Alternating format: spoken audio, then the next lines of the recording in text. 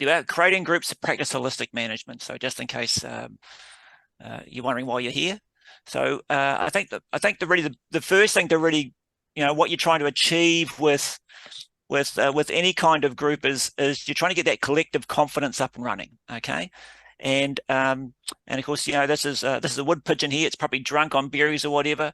Its faith isn't actually in the skinny branches and trying new things. It's in its ability to fly. So what we want is we want farmers to fly and to learn from each other, and to do that ideally in a group session, because in a group what happens is that you get a lot of confirmation about what you're seeing or observing or experiencing than you do on your own.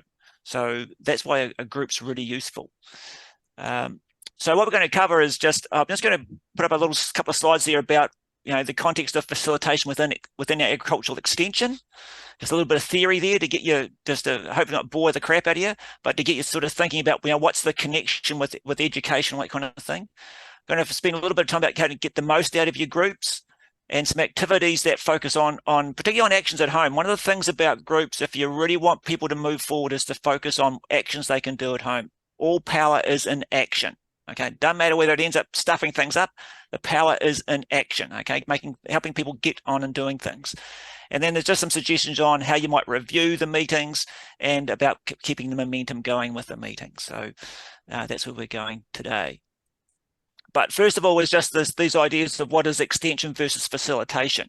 And this comes from the work of Alan Rogers, who was an agricultural extensionist and adult educator back in the 90s. And he talks about, there's three different models. And this very first model at the top is what he calls the technology transfer model. And so the information goes from the researcher through the consultant to the farmer. And then the second one, which is the backbone of most consulting, is what's known as meeting clients' needs. So the farmer has a question, goes to the consultant goes to the researcher, and then the consultant then relays the information back to the farmer. So one of the problems with this approach to things is that it assumes that the farmers can't solve their own problems. Okay, and that all the power is essentially with the researcher.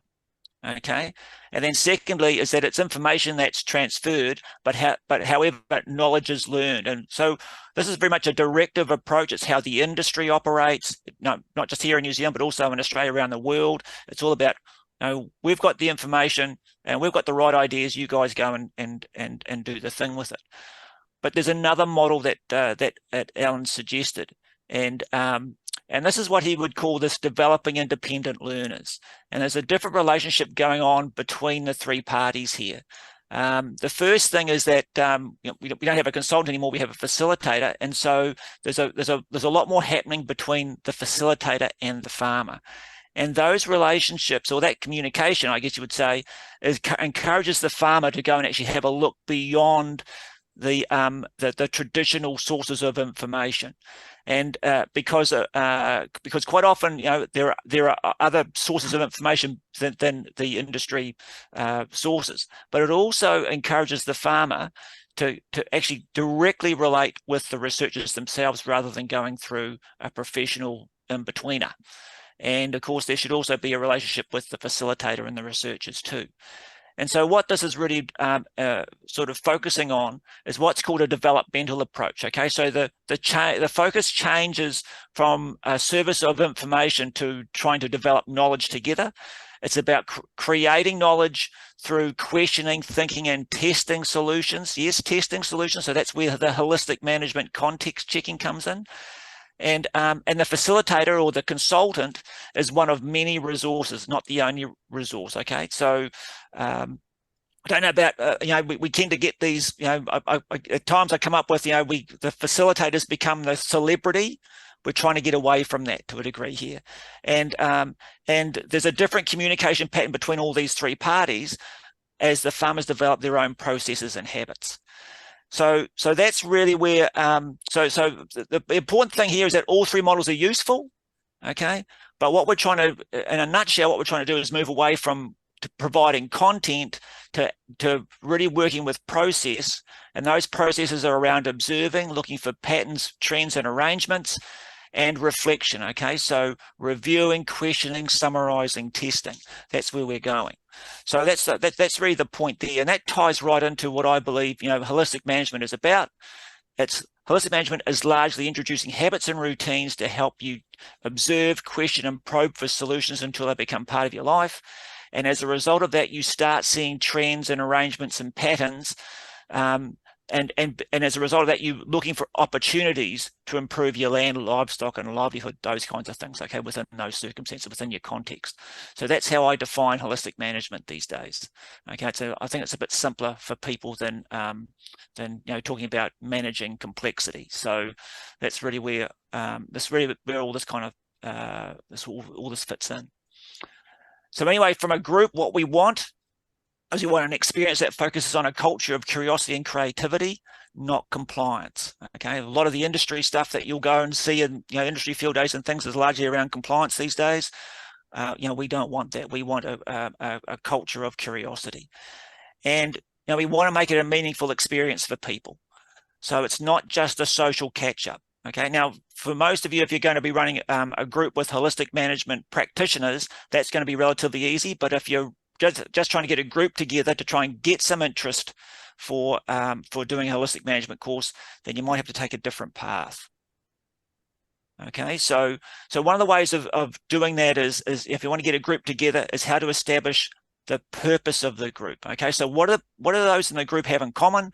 And all this must lead to on-farm family actions. It's about the focus on getting people to do stuff. And so I have a little wee deal here where it's focus on help get them to identify a problem or an opportunity, identify what the farm benefit will be, and how they will measure the change. And I've just got a little thing that I'll show to you in a minute. But for some people, that can be a real challenge. And a place to start for some people might be the farm map, for example. If you've already done holistic management training and people have done their land plan, something like this may be the ideal stimulus to get them thinking about, well, what do I need to do to make this a reality? So and so again, the beauty of a farm map, you could actually create a holistic context just from someone's farm map, okay, because it's linked to the future resource base.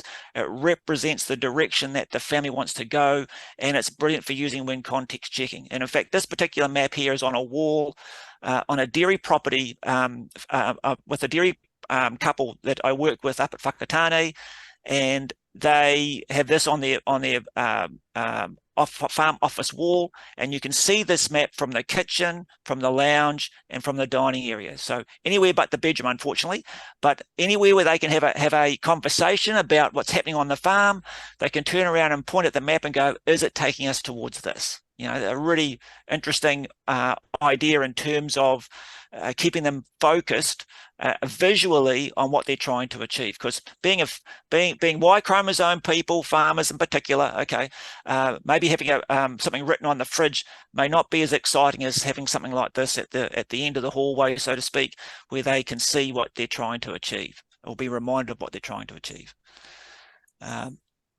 And of course, with holistic management, what you might be doing is trying to identify those wealth-generating expenses, and this might be where your problems and opportunities are going to come from, right? So so this may not work so well with those that you're trying to get together in terms of a group, but if you're dealing with holistic management practitioners, this might be the very thing that you get them to focus on. And that whole thing of every time you get together, particularly about financial weak link, every enterprise has a weak link. As I say to people, if you can't tell me what the weak link is in your financial, if your financial weak link is in the next 15 to 30 seconds, it could be you. That might be the deal, right? So so that's another way of again identifying those problems and opportunities to create some common purpose within the group. And the way you might do that is just like I've just got the simple chart here, or the simple table here, and Simon here has written down some ideas that are problems and opportunities for him, the benefits to his farm, and how he might go about measuring it. It could do with a bit more detail, but it's a great place to get people started. And what you can then do is you can take each of those problems or opportunities and you can put them on a sticky note. And with that sticky note, You can put it on a whiteboard or on a window, and the people in the group can then all read them. So everybody gets to see what everybody else's issues are. They don't have to be named or anything. And then from there, a really interesting exercise is to get them to sort them themselves into groups. Okay, so they read them all, put them into groups, sort them all out, and then if you're really enthusiastic, you can get them to also label what's the common theme in each group of these issues, and that can then become the theme for meetings down the track. And you might pick one theme for each meeting. Here we've got 6, and how you might determine which ones you do, you could, the simplest thing is you might give everybody a couple of ticks, and so they just go and tick the 2 that they're most interested in. Or you could be a bit more fancy and get them to rank them all from, say, 1 to 6, with 1 being the most important and 6 being the least important. And then just tally up the total score. And of course, the ones with the lowest score are going to be the most important. So maybe you target those first, but also give you an idea. Let's say the 6th one is because it's got the highest score, but you might find someone in there who's got a 1. So it's really important for them. So you can find out who that person is. Maybe you make that into a webinar for someone because only one person's really interested in that space, that kind of thing, or that particular idea. So there's another couple of things there that you can do to really help get some clarity about the purpose of the group. Whenever I've done this with dairy and sheep and beef farmers, because, they kind of look at each other kind of differently. The dairy guys are always looking at the sheep and beef guys and going, oh, crikey, I wish I had your leisure time. And the sheep and beef guys are always looking at the dairy guys going, crikey, I wish I had your income. Okay, so they don't see themselves as actually being, first and foremost being grass producers. By doing this exercise, it brings everybody together and they all suddenly realize, oh, crikey, we're all about growing grass, we're all about livestock performance, and all about making money and making sure we've got, we're creating the quality of life that our family deserves, that kind of thing, right? So I find this exercise kind of brings everybody together in a really great way. So that's what happens, is that you're using those problems and opportunities to create the meeting themes, and then you can go off and organize the meeting. Okay, so you can then choose the location, a speaker if you're going to do that, and any activities within the meeting time frame, right? So when I was doing Red Meat Profit Partnership, we'd pick a location, I'd have a speaker in the morning, and then we'd go and look at the examples of what the speaker was talking about in the afternoon. As the funding for that all disappeared and my pockets got shrunk, okay, these days I just go to 2 locations, and it's a bit of it's a different format that I run now. But the point is that we're on farm and we're looking at real examples. Okay, so that's what really drives my groups these days, my curious cocky groups. But I can tell you is that, again, because we're dealing with Y chromosome people, where do most groups start? Well, most groups tend to start with what's happening outside the kitchen window. So it's all about pasture production, animal performance, fertilizer management, that kind of thing. Okay, when you kind of shake that out a bit more with them, they go, okay, well, maybe we should look at some business planning and financial management. And then if you get beyond that, then you're lucky, because that's when you're starting to get into governance and succession. And that's more about, moving into communication, self-development, and those kinds of things within the kitchen window, as I say, or at the kitchen table. Okay, so, but usually I've found that when you're, particularly when you're coming with a group, and you're getting them started, go and do some outside stuff first. Get that sense of camaraderie happening, and that's always easier by doing things outside that aren't going to confront people right away. It's a bit like, most of you have done training with Brian Wellberg. He does the ecosystem processes first, and that's a great way of just getting the group gelling together before you get into the holistic context. If you did it the other way around, it creates a bit of drama, and there's no guarantee that the group would stay together, put it that way. So work with where people are at, and then as you tick off all the outside of the window things, then start getting them to question, okay, well, what are the other things we could be looking at? And so you can get into the business planning and financial management from there. If you're working with holistic managers, that's going to probably be easier than a group that hasn't done the training. And so things to think about is, okay, if you're going to visit properties, okay, you might want to look at either end of the bell curve here. Okay, go and visit people that are driven to change because things aren't working, or go and see others where they see no need to change because they're incredibly successful where they are.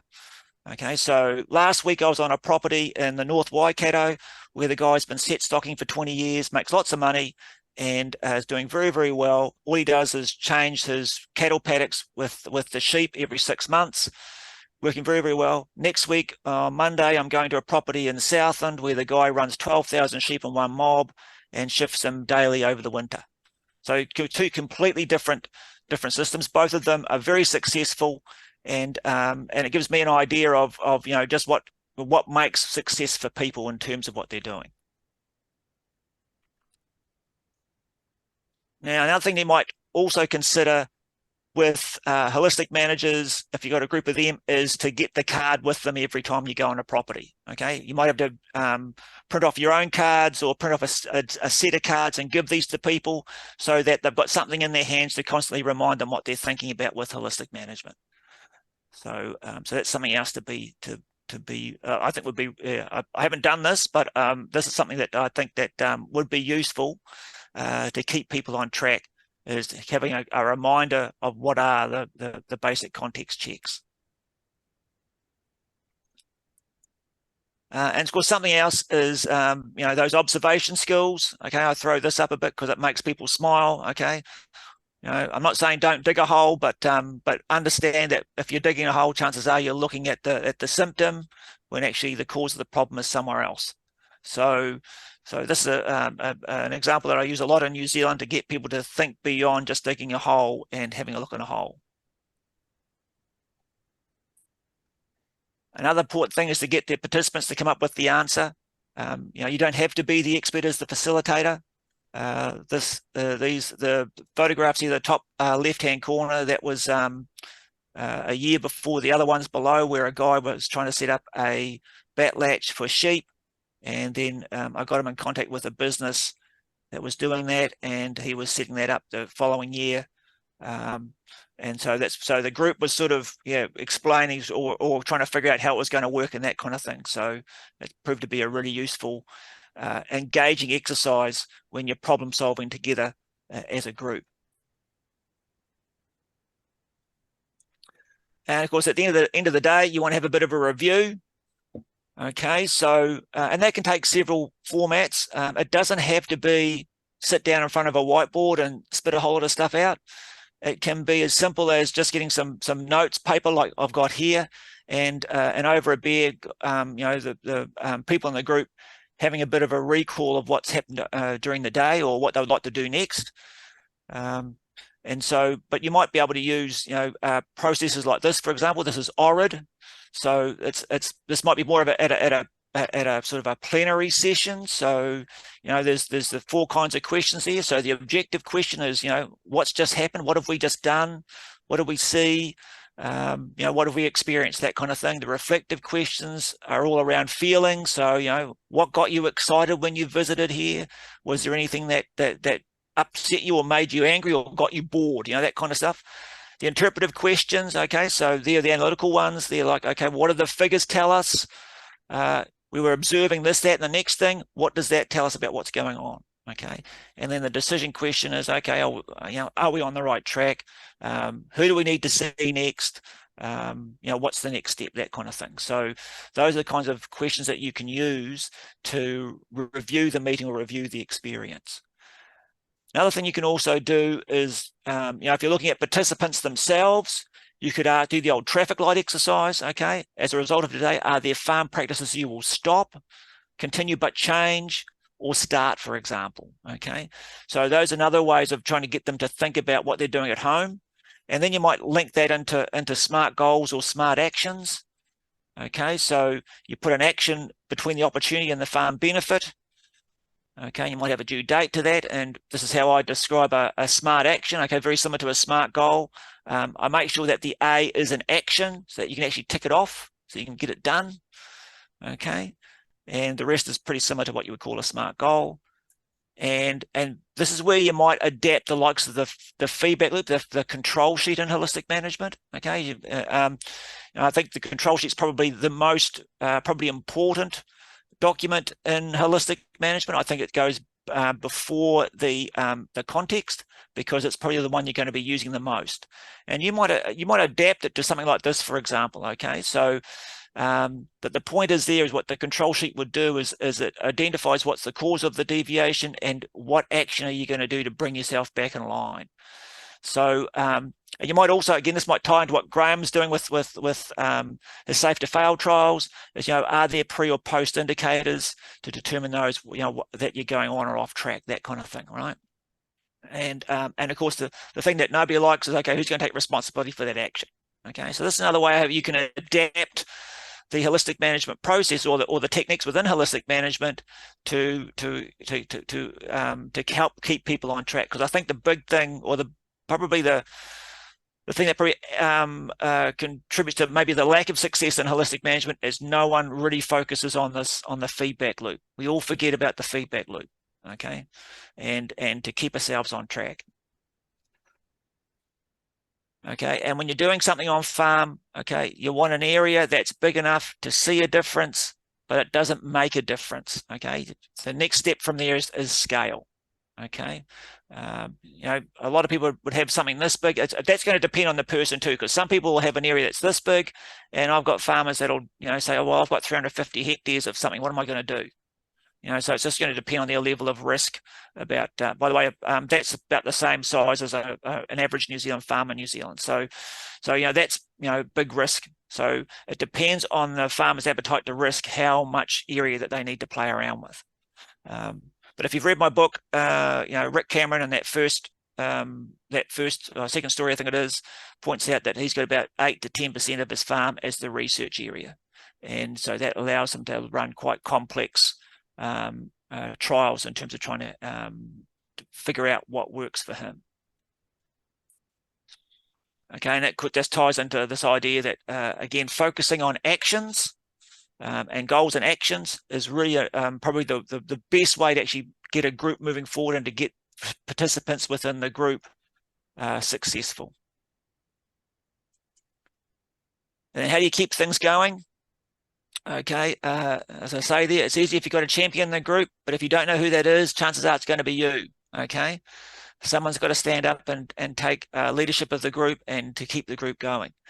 And you might have webinars are a really useful way. I mean, you guys are using webinars within your training here as a way of keeping people connected between meetings, and also have a buddy system running as well. Phone one another up just out of the blue. Try and create that kind of culture, and see if you can get again that sense of community within the group. Another thing is to keep looking for similarly minded people, because your group will turn over time. Okay, people leave the industry or die or get other interests and leave the group because it no longer fits their needs. So you need to be continually looking for other people to try and pull into your group. So yeah, just a really quick summary there. So it was just really the group success. It's largely up to you. You've just got to be that little nut that holds its ground, and so that's really the success of groups is just those real simple ideas that we've just run through at the moment. So yeah, so that's me, and of course you can always contact me if you want to discuss something more about how to get a group up and running, or to bounce around ideas about what you might do with a group once you've got them there.